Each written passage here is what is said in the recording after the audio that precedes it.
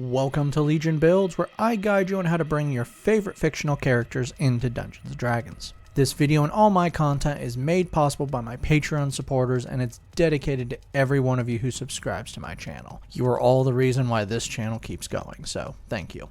Join the Legion today over on patreon.com/63rdlegion for free and help decide next week's new character. It's a Battle of the Monster Slayers. From Chainsaw Man, it's Akai versus Suzuya from Tokyo Ghoul. Today we're bringing to life an all-powerful stand user. From JoJo's Bizarre Adventure, it's DIO. DIO is an immortal vampire that can drain blood through touch, and when I say immortal, I mean he literally cut off his own head and lived. He can also freeze moisture in people's body by touching them, can move incredibly fast, fly, create undead, has enhanced strength, and fires beams of plasma from his eyes. And that's before we get into his stand ability. Let's not go into what a stand is. DIO's stand, known as the World, has the ability to stop time itself. By the way, do you know Dio means God in Italian? Well, you do now. Dio in fact sees himself as a dark god born to rewrite the world in his own image. Before we get into this, we need to just say one thing.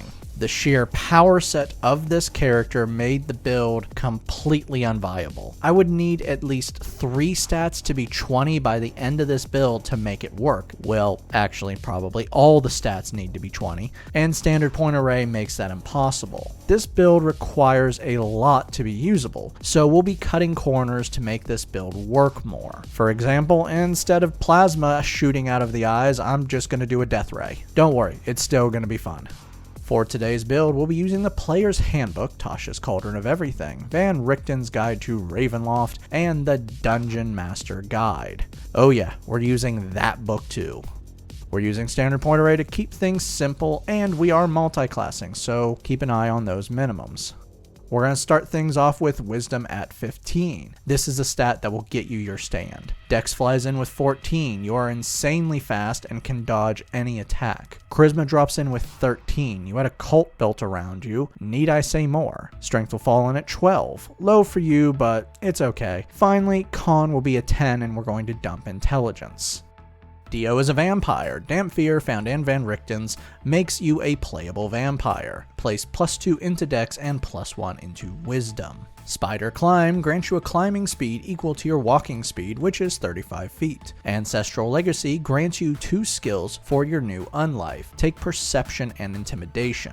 Dark Vision lets you see in dim light as if it's bright light, and darkness as if it's dim light out to 60 feet. Deathless Nature means you don't breathe. Vampiric Bite gives you fangs that count as simple melee weapons, though you don't use your fangs, but you will for this. You add your Con modifier to attack and damage, for now, and you deal 1d4 piercing damage, for now. More on that later. If you are below half your total HP, you have advantage on the attack, and if they are not undead or a construct, you can empower the bite to do more. When you empower, you can heal yourself equal to the piercing damage, or gain a bonus to your next skill check or attack roll equal to the piercing damage. You empower your bite a number of times equal to your proficiency bonus between long rests. To finish out your lineage, you know the language Common and one other of your choice. For background, we need the skills Persuasion and Deception. You get 2 more tool and or language proficiencies of your choice, so take what you want. Level 1 monks start off with 2 skills. Take Acrobatics and Athletics. You are proficient in simple melee weapons, short swords, 1 artisan tool or musical instrument of your choice, and the saving throw Strength and Dex. Unarmored Defense gives you an AC of 10 plus your Dex modifier plus your Wisdom modifier when you're not wearing armor or using a shield, which you don't. I'm not even sure some of what you wear counts as clothes. Such a weird show. Martial Arts improves your fighting when not wearing armor or wielding a shield. Now your arm strengths and monk weapons, which are short swords and simple melee weapons that lack the heavy or 2-handed properties, can now be dex based. You can make an unarmed strike as a bonus action after you take the attack action, and your monk weapons and unarmed strikes will use martial arts dice in damage. Hey wait, your fangs are simple melee weapons. I guess they got a hell of a lot better. Level 2 monks gain unarmored movement. Now when not wearing armor, your speed is increased, bringing your total speed to 45 feet. Ki grants you ki points equal to your monk level that you can spend to perform special moves, and you regain these points after spending 30 minutes in meditation. What can you use these ki points on? How about Flurry of Blows? This lets you make 2 unarmed strikes with a bonus action after taking the attack action for 1 ki point. Patient Defense turns dodge into a bonus action for 1 ki point. Step of the Wind turns dash or disengage into bonus actions and doubles your jump distance for 1 minute. Level 1 clerics receive bonus proficiencies for multi-classing into them. You are now proficient in light armor, medium armor, and shields. You will use none of that. Divine Domain is the source of your power. Death Domain, found in the Dungeon Master's Guide, will make you a god of death.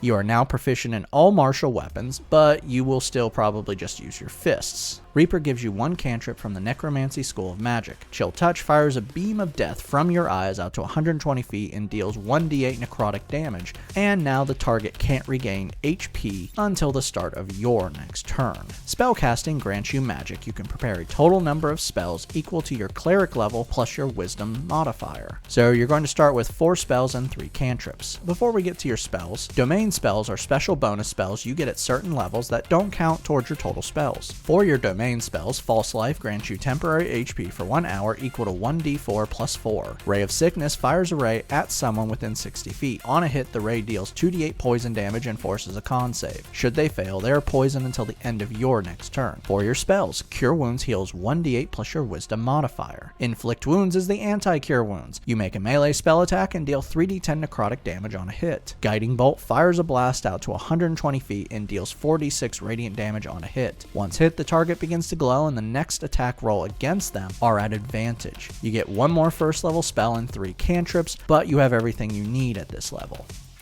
Your character level 3, your spider climb feature is upgraded. You can now move up vertical surfaces and upside down, leaving your hands free. Level 2 clerics now have Channel Divinity. You can now channel your divine power in one of 2 ways, once per short or long rest. For your channel divinities, Turn Undead forces a wisdom save on all undead creatures that see or hear you within 30 feet. If they fail the wisdom save, they are turned for 1 minute or until it takes damage. A turned creature must spend its turn trying to move away from you and can't willingly move within 30 feet of you. It also can't take reactions and can only use the dash action, unless it can't get away from you, and then it can use the dodge action instead. Touch of Death lets you add necrotic damage to a melee attack. This damage equals 5 plus twice your cleric level. For your new spell, take what you want. Level 3 monks now have access to their subclass. Way of the Astral Self from Tasha's will awaken your stand. Kind of. We're going to be doing some reskinning. Arms of the Astral Self summon your stand for 1 minute with a bonus action. This says the arms either cover your arms or float there behind you. But since a stand can only be seen by a stand user, I don't see why you can't have a ghostly humanoid floating behind you. When you summon your stand, each creature you see within 10 feet of you must make a dex save or take force damage equal to 2 martial arts dice. For 10 minutes, you can use your wisdom for strength checks and saving throws. You can attack using your stand. Your stand has a reach 5 foot greater than yours, and your stand can use your wisdom for attack and damage. Deflect Missile allows you to reduce damage you take from ranged weapon attacks with a reaction. When you reduce the damage, it is by 1d10 plus dex plus your monk level. If you reduce the damage to 0 and have an open hand, you can spend 1 ki point to catch the weapon and throw it back as an attack. Your character level 5 now Chill Touch now does 2d8 necrotic damage, and your proficiency bonus is now +3. Level 4 monks earn our first ability score improvement, Bump Up Wisdom for more spells, AC, and more power for your stand. You can now prepare a new cleric spell, but I'm going to wait to talk about what spell I want later. Slow Fall lets you reduce falling damage you take with the reaction. This reduction is 5 times your monk level. Quickened Healing lets you heal yourself with an action by spending 2 ki points. You can then roll a martial arts dice and add your proficiency bonus to the roll to determine how much you heal. Level 5 monks gain extra attack. You can now attack twice with a single attack action. Stunning Strike lets you stun your enemies you hit. Once you hit, you can spend 1 ki point to force a con save. The DC for this save is the same as your spell DC, which is wisdom based. If they fail, they are stunned until the end of your next turn. A stunned creature can't move, can barely speak, can't take actions or reactions. All attacks against them are at advantage, and they automatically fail any strength or dex save. Focused Aim lets you turn a miss into a hit. When you miss with an attack, you can spend up to 3 ki points and add +2 to the attack per point spent. Finally, your martial arts dice are now a d6. Level 6 monks receive key empowered strikes, making your unarmed strikes magical. Visage of the Astral Self lets you spend 1 key point as a bonus action or as part of summoning your stand to gain new abilities. For 10 minutes, you can now see normally through darkness and magical darkness out to 120 feet. You have advantage on intimidation and insight checks, and when you speak, you can direct your words towards someone you can see within 60 feet so only they can hear you, or amplify your voice so everyone within 600 feet can hear you. Your unarmored movement is now 50 feet. Level 3 clerics now have second level spells. For your domain spells, blindness deafness lets you choose 1 creature within 30 feet and force a con save. If they fail, they are now either blinded or deafened, your choice, for 1 minute. At the end of each of the creature's turns, they may attempt to end the spell by retaking the save. Ray of Enfeeblement fires a beam from you out to 60 feet towards a target. If you hit the target, they can now only deal half damage on attacks that use their strength modifier. You must maintain this spell for 1 minute. At the end of each of its turns, the target may attempt a con save to end the spell. For your normal spells, Hold Person lets you attempt to freeze a person in place. Targeting 1 humanoid within 60 feet, you force a wisdom save. If they fail, they are paralyzed for 1 minute while you maintain the spell. Basically, being paralyzed is like being stunned, but any creature that hits the paralyzed person that is within 5 feet of them counts as having a critical hit. At the end of each of the humanoid's turns, they may retake the save to attempt to end the spell. I'm sorry, but this is basically going to be your time freeze, or maybe this is your freeze somebody solid. I am not willing to devote so many levels to another spellcasting class to get time stop. It just won't help the build. Enhance ability can grant yourself advantage on certain checks for 1 hour while you maintain the spell because you're so damn perfect. Well, you're not, but you don't know that. When you cast this spell, you choose what stat, and now you have advantage on those stat checks, like charisma to make you scarier. A few of them even come with more boosts, like granting you 2d6 temporary HP. Your character level 9, raise your proficiency bonus again to +4.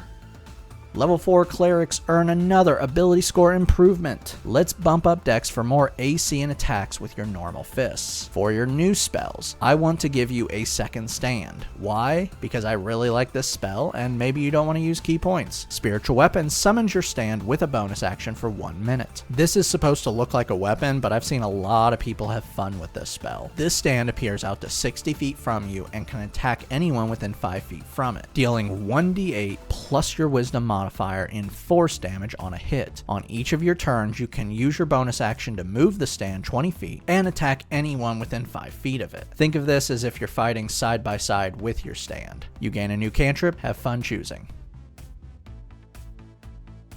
Level 5 clerics receive Destroy Undead. Now when you turn undead with your channel divinity, and they are a CR half or lower, they are destroyed. You also receive 3rd level spells. For your domain spells, Animate Dead lets you create an undead servant, choosing a pile of bones or a corpse of a humanoid within 10 feet of you. You can now have an undead servant for the next 24 hours. With a bonus action, you command the undead, and after 24 hours you will lose them, unless you recast this spell. Vampiric Touch lets you absorb the blood of your enemies through your hands. Making a melee spell attack against a creature within 5 feet, you deal 3d6 necrotic damage and then heal half the amount of the total damage. You can maintain this spell for 1 minute and use this attack each turn. For your new spell, Spirit Shroud unleashes your deathly powers. For 1 minute while you maintain the spell, you can summon an aurora of death. Until the spell ends, you deal an extra 1d8 damage when you attack a creature within 10 feet of you. When you cast this spell, you choose the damage type from Radiant, Necrotic, or Cold. Cold and Necrotic work well for you, so I'd go with one of those. You've hit character level 11. Chill Touch now does 3d8 necrotic damage. Level 6 Death Clerics gain Inescapable Destruction. Now all cleric spells that deal necrotic damage, as well as your channel divinity Touch of Death, ignore resistances to necrotic damage. You can now also use your channel divinity twice between short or long rests. For your new spell, take what you want. Level 7 clerics now have 4th level spells. For your domain spells, Blight unleashes a wave of necrotic energy. Every creature within 30 feet of you that you see must make a con save or take 8d8 necrotic damage. Death Ward protects you against death for 8 hours. While the spell is active, if you hit 0 HP, the spell ends and you drop to 1 instead. The spell also protects you from instant death, like from Power Ward Kill, by ending the spell and negating the effect that is targeting you. For your new spell, take what you want. New milestone, your character level 13. Raise your proficiency bonus to +5. Level 8 clerics earn another ability score improvement. Cap off your wisdom. Divine Strike adds 1d8 necrotic damage to your attacks. Finally, your Destroy Undead feature will now destroy any turned undead of CR 1 or lower. For your final spell, Level 7 monks gain evasion. Now when you succeed a dex save, you take no damage and only half on a failure. Stillness of mind lets you end one effect on yourself with an action that is causing you to be frightened or charmed. Level 8 monks earn another ability score improvement to cap off dex. Level 9 monks get an upgrade to their unarmored movement. You can now run up vertical surfaces and across liquid surfaces. You've hit character level 17. Chill Touch is now maxed out at 4d8 necrotic damage, and your proficiency bonus is now +6. Level 10 monks receive Purity of Body, making you immune to all diseases and poisons. Your unarmored movement is now 55 feet. Level 11 Astral monks gain Body of the Astral Self. Now when you use both arms and visage of the Astral Self, you gain 2 more features. Deflect Energy lets you reduce damage you receive with a reaction when you take damage that is acid, cold, fire, force, lightning, or thunder. This reduction is 1d10 plus your wisdom modifier. Empowered Arms lets you add more damage to your stand once per turn. That equals an additional martial arts dice. By the way, your martial arts dice are now a d8. Our final level is level 12 monks, and you earn our final ability score improvement. Add this into intelligence to wipe out that negative. Now that we've hit level 20, let's recap. Your stats are strength 10, dex 20, con 10, intelligence 10, wisdom 20, charisma 13. Your total levels are cleric 8, monk 12. Let's dive in. You are a god of death. You can attack up to 4 times in a turn, and all of this is magical. You're dealing 1d8 plus 5 for your normal attacks or your stand attacks, and your stand can bump that up to 2d8 plus 5 each turn. You automatically can deal 1d8 necrotic damage on top of this, can add another d8 to that, and can even add another 21 points of necrotic damage. You can even stun or paralyze your enemies. You have an attack range of 120 feet and can deal 48 necrotic damage with your most basic ranged attack. Your movement is insane. Your total movement is 55 feet, and you can move across any surfaces, including upside down. Your AC is 20, you're immune to poisons and diseases, can reduce multiple forms of damage, can stave off death, can see through magical darkness, can give yourself advantage on several different checks, heal yourself, end effects on yourself, can summon your stand multiple ways, and can create undead servants. Downside. Biggest problem, your health taking the average is just 100. Actually, it's 103, but that's not much of a difference now, is it? That is not good for someone like you. But like I said, I was never going to be able to match true DIO here unless I could get 2 stats at 20. This whole build was made with one goal in mind, to get as close as possible with extremely limited resources. And frankly, this is a pretty good build. Just make sure to have a better con stat. Crush all those who stand in your way, including your brother and his bloodline. Thank you for joining me today. Make sure to like and subscribe to not miss a single new build each week on YouTube and Spotify. Make sure to check out my Patreon, where you can help decide next week's new character.